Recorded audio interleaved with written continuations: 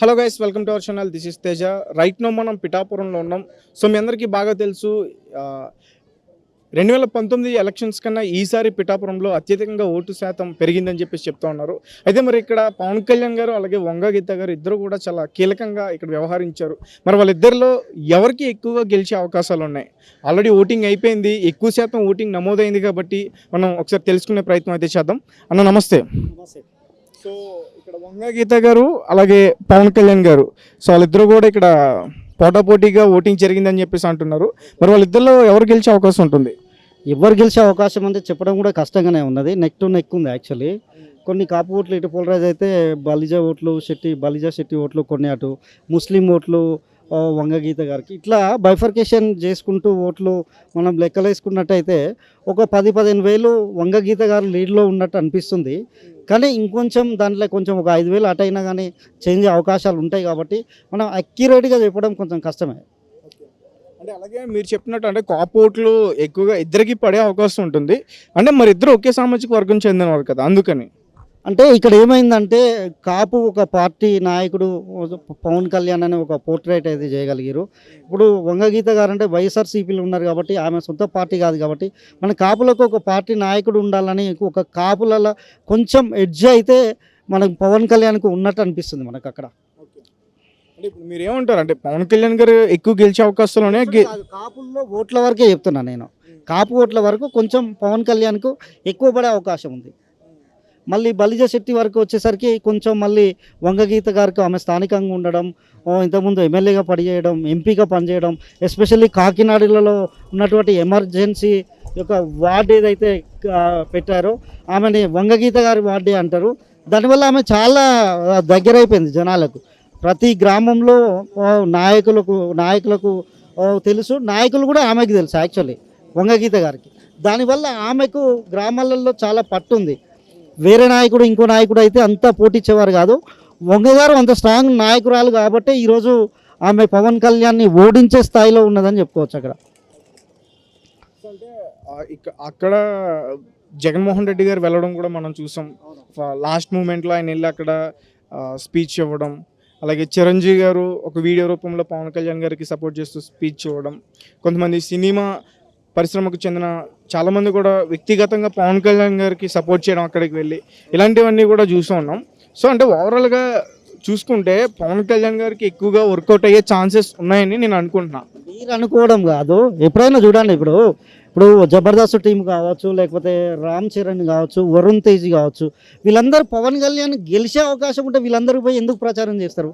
బేసిక్గా అంటే ఒక హైప్ క్రియేట్ చేయగలిగారు వాళ్ళు. అంటే సినిమా వాళ్ళు వస్తే పిఠాపురం ఏంటంటే కొంచెం సినిమా వాళ్ళంటే కొంచెం పిచ్ ఎక్కువ ఉంటుంది యాక్చువల్లీ. పవన్ కళ్యాణ్కు ఎక్కువ ఫ్యాన్స్ కూడా ఆ నియోజకవర్గంలో ఉంటారు కాబట్టి ఒక సినిమాటిక్గా రియల్గా మళ్ళీ గ్రౌండ్లోకి వచ్చి చూసినట్టయితే రాజకీయం అనేది వేరు. ఇప్పుడు సినిమా యాక్టర్స్ వచ్చినప్పుడు జనాలు వచ్చినంత మాత్రంలో ఓటేస్తారనే గ్యారంటీ లేదు. ఇప్పుడు మనం ఫర్ ఎగ్జాంపుల్ సంక్రాంతికి మనం కొన్ని ఈవెంట్స్ పెడతారు ఏపీలో. ఆ ఈవెంట్స్కి చాలామంది జనాలు వస్తారు. అట్లానే ఈవెంట్స్ ఆర్గనైజరు పోటీ చేస్తేనైతే గెలవరు కదా, లేకపోతే వాళ్ళు వచ్చి సెలబ్రిటీలు ఎవరైతే ఎంటర్టైన్ చేస్తారో వాళ్ళు గెలవరు కదా. ఇప్పుడు హరిదాసులు వస్తూ ఉంటారు, ఊళ్ళల్లో వచ్చినప్పుడు వాళ్ళ వెనక చాలామంది వస్తూ ఉంటారు జనాలు. ఈ పొలిటీషియన్స్ అంటే ఈ సినిమా వాళ్ళు వచ్చినప్పుడు కూడా ఆ విధంగానే వస్తారు. కానీ ఓట్లు వేసే వరకు మళ్ళీ వాళ్ళకి ఏ సర్వీస్ చేసారు, వాళ్ళకి ఎంత ఉపయోగపడతారు అనేది అయితే డెఫినెట్గా చూస్తారు. అంటే ఫైనల్గా చెప్పండి, పవన్ కళ్యాణ్ గారు గెలుస్తారా పిఠాపురంలో, గెలవరా? నేనైతే గెలవద్దని కోరుకుంటున్నా. పవన్ కళ్యాణ్ గెలవద్దని కోరుకుంటాను. ఎందుకంటే ఆయన పార్ట్ టైం పొలిటీషియన్. ఆమె వంగగీత గారు 85 నుంచి రాజకీయ జీవితంలో ఉన్నారు. ఆమె ప్రతి ఒక్కరికి సర్వీస్ చేసిరు. అక్కడ ప్రతి ఒక్క ఇంటికి, ఆ పిఠాపురంలో ప్రతి ఒక్క ఇంటికి ఆమె సర్వీసెస్ సేవలు ఉన్నాయి, ఏదో ఒక రూపంలో సర్వీస్. ఈ పవన్ కళ్యాణ్ అనేటైనా హైదరాబాద్లో ఉంటాడు. ఈవెన్ జ్వరం వస్తే కూడా హైదరాబాద్లో వచ్చి ట్రీట్మెంట్ చేసుకున్నాడు తప్పితే ఆ పిఠాపురంలో లేకపోతే ఆంధ్రాలో ట్రీట్మెంట్ చేసుకోవాలి ఈ పవన్ కళ్యాణ్. మళ్ళీ కూడా ఆయన గెలిచినా అక్కడ ఉండే అవకాశం ఉండదు కాబట్టి స్థానికంగా సర్వీసెస్ చేయాలంటే వంగగీత గారు గెలిస్తేనే బాగుంటుంది. వంగగీత గారే గెలుస్తారు. అంటే ఎక్కువగా ఓట్లన్నీ కూడా వంగ గీత గారికి పడ్డాయంటారా? కొన్ని ఎక్కువనైతే పడ్డాయి. పవన్ కళ్యాణ్ కంటే ఎక్కువ పడ్డాయని అయితే నేను భావిస్తున్నా. డెఫినెట్గా వంగగీత గారు గెలుస్తారు అక్కడ. చాలా మంది అక్కడ ఉన్న ప్రజలు కూడా పవన్ కళ్యాణ్ గారు గెలవాలి, పవన్ కళ్యాణ్ గారు గెలిస్తే పిఠాపురం డెవలప్ అయింది, ఒక స్టార్డమ్ ఉన్న హీరో ఇక్కడ ఉంటాడు, మనతో పాటు ఉంటారు, ప్రజలు ఇలా కూడా భావిస్తున్నారు కదా. ఆయన జ్వరం వస్తేనే హైదరాబాద్కి వచ్చి ట్రీట్మెంట్ చేసుకున్నాడు. మీరు అనే ప్రజలు అనుకోవట్లేదు ఆడ. ఎవరైతే బిలో 25 ఏజ్ ఉన్నటువంటి యువత పవన్ కళ్యాణ్ వస్తే బాగుంటుందని వాళ్ళు అనుకుంటారు. ఎందుకంటే ఈయన ఇట్లా అనుడు అట్లా అనుడు, లేకపోతే చెండాడుతా అన్నాడు, జగన్ అన్నాడు, జగన్ని 4వ పిల్లం అన్నాడు. ఆయన వింత మాటలు వాళ్ళకి నచ్చుతాయి. ఇగో 25 టీనేజ్ వాళ్ళకి ఏంది, కొంచెం ఎంటర్టైన్మెంట్ చేసి కొంచెం ఏదో స్పీచ్లు ఇచ్చినంత మాత్రాన ఇన్స్పైర్ అవుతారు. కానీ ఒక 35-40 ఏళ్ళు దాటిన వాళ్ళకు ఒక మెచ్యూరిటీ ఉంటుంది. వాళ్ళు ఎవరికి ఓటు వేయాలి, ఎందుకు వేయాలి, వాళ్ళకి వేసిన తర్వాత వాళ్ళు ఎక్కడ ఉంటారు, ఏ సర్వీస్ చేయగలుగుతారు అని ఆలోచించి ఓటేస్తారు. అలాంటి ఓటర్, ఒక మెచ్యూర్ ఓటర్ పవన్ కళ్యాణ్కు ఓటు వేయడు, 100% ఓటు వేయరు. అంటే చాలామంది కూడా వెళ్ళిన నటులు కానీ వాళ్ళందరూ, ఈవెన్ రామ్ చరణ్ గారు, సాయి ధరమ్ తేజ్ వాళ్ళందరూ కూడా ఖచ్చితంగా 1,00,000 మెజారిటీ వస్తుందనే నమ్మకంతో ఉన్నారు. సురేఖ గారు కూడా వెళ్ళాం, చిరంజీవి గారి సతీమణి. ఇప్పుడు 1,00,000 మెజారిటీ అక్కడ 2 లక్షల ఓట్లు ఉన్నాయండి. 1,00,000 మెజారిటీ వస్తుంది అంటే ఈయనకి ఎన్ని రావాలి, 1,50,000 ఓట్లు రావాలి. అంటే 50,000. మరి వీళ్ళందరూ పోవడం దేనికి? 1,00,000 మెజారిటీ వచ్చినప్పుడు రామ్ చరణ్ పోవడం ఎందుకు, వరుణ్ తేజ్ పోవడం ఎందుకు, లేకపోతే జబర్దస్త్ ఆర్టిస్టులు డోర్ టు డోర్ పోవడం ఎందుకు, లేకపోతే చిరంజీవి స్పెషల్గా వీడియో రిలీజ్ చేయడం ఎందుకు? ఇదంతా అవసరం లేదు కదా. ఆ సిచ్యువేషన్ లేదు కాబట్టి అట్లనన్నా ఓట్లు వస్తాయని. ఎప్పుడో చిరంజీవి రాజకీయాలకు 2009లో గుడ్ బై చెప్పిపోయిన ఆయనను కూడా తీసుకొచ్చి ఒక వీడియో రిలీజ్ చేసిరంటే ఏమనుకోవాలి? ఆయన గెలుస్తాడు అనుకోవాలన్నా, ఓడిపోతాడు అనుకోవాలన్నా? అయితే ఫైనల్గా పిఠాపురంలో వంగ గీత గారు గెలుస్తారా, పవన్ కళ్యాణ్ గారు గెలుస్తారా? నేను 100% వంగ గీత గెలుస్తారని అనుకుంటున్నా. 100% గెలుస్తారు కూడా. Thank you so much. Thank you అన్న. అయితే మరి ఈసారి పిఠాపురంలో ఎక్కువగా ఓటు శాతం నమోదు అని చెప్పేసి మనం వింటున్నాం. 71%. అంటే గతంతో పోల్చుకుంటే ఇప్పుడు చాలా ఎక్కువైంది అని చెప్పేసి 86 చేంజ్, రైట్. అయితే మరి అక్కడ కేవలం పవన్ కళ్యాణ్ గారు నిలబడడానికి దీనికి కారణం అయి ఉండొచ్చా, లేకపోతే ఇంకేదైనా ఉందా? ఓటింగ్ పర్సెంటేజ్ ఆంధ్రప్రదేశ్లో టోటల్గా పెరిగింది, తెలంగాణలో పెరిగింది. అది పవన్ కళ్యాణ్ గారు అక్కడికి వెళ్ళారే అందు గురించే పోలింగ్ శాతం పెరిగిందని నేను అనుకోవట్లేదు. మరి ఈసారి పిఠాపురంలో ఎవరు గెలుస్తారు, వంగ గీత గారా, పవన్ కళ్యాణ్ గారా? నా ఉద్దేశం అయితే వంగ గీత గారు గెలిస్తే బాగుంటుంది. ఎందుకంటే ఆమె లోకల్, ఆమె 2009 నుంచి కూడా ప్రజల్లో ఉంది, లోకల్ క్యాండిడేటు. ఆమె చేసిన డెవలప్మెంట్ చాలా ఉంది. పవన్ కళ్యాణ్ గారిది లోకల్ కాదు, ఏదో ఓట్ల గురించే వెళ్ళాడు అక్కడ ఆయన. అది కూడా చాలా సర్వేలు చేసుకొని కాపులు ఎక్కున్నారు అని చెప్పేసి అక్కడ వెళ్ళాల్సి వచ్చింది ఆయన. ఇంతకుముందు గాజువాకి వెళ్ళాడు, భీమవరం వెళ్ళాడు. అంటే ఆయనది ఈ విధంగా, ఇప్పుడు గాజువాకలో ఓడిపోయిన తర్వాత గాజువాక గురించి ఎప్పుడు ఆయన స్టడీ చేయలేదు. భీమవరంలో ఓడిపోయాడు, భీమవరం గురించి ఏ రోజు స్టడీ చేయలేదు. ఈరోజు పిఠాపురంలో ఓడిపోతే కూడా పిఠాపురాన్ని కూడా ఆయన ఏ రోజు అక్కడ ఉన్న జనాలకి అందుబాటులో ఉండడం నా ఉద్దేశం. అంటే చాలామంది కూడా చాలా రకాలుగా పవన్ కళ్యాణ్ గారికి అక్కడ మద్దతు తెలియజేశారు, సినిమా వాళ్ళందరూ కూడా. ఆల్మోస్ట్ చిరంజీవి గారు కూడా ఒక వీడియో రూపంలో ఆయనకి సపోర్ట్ చేయడం మనం చూసాం. పవన్ కళ్యాణ్ గారు గెలుపుని పిఠాపురం ప్రజలు చాలా బలంగా కావాలనుకుంటున్నారు అనేది కూడా వింటున్నాం. మీరేమో ఇప్పుడు ఎలా అంటున్నారు? అంటే కోరుకోవడం తప్పులేదు. పవన్ కళ్యాణ్ గారు గెలిచిన తర్వాత పిఠాపురం ప్రజలకు తెలుస్తుంది వాస్తవం ఏమిటిది. వంగ గీత గారు అంటే ఏం చేశారు, ఆమె ఎవరు. ఇప్పుడు రీసెంట్గా చూసుకుంటే ఓట్ల రోజు నిన్న వంగ గీత గారు లోకల్గా వెళ్ళి ఓటేసింది ఆ మేడం. పవన్ కళ్యాణ్ గారు మంగళగిరికి వెళ్ళి లోకేష్కి ఓటేశారు. అది కూడా ఓటేసిన తర్వాత ఇది ఏదైనా ప్రింట్అవుట్ వస్తుందా అని అడుగుతుండే ఆయన. ప్రింట్అవుట్ వస్తుంది, ఎట్లా వస్తుంది ప్రింట్అవుట్ వస్తుంది? మరి అంటే ఆలోచించండి, పవన్ కళ్యాణ్ గారికి ఉన్న ఆ అనుభవం ఏ విధంగా ఉంది. అంటే ఇప్పుడు రాజకీయంగా మీరు పవన్ కళ్యాణ్ గారు education 10th pass 10th fail నాకు తెలిసి.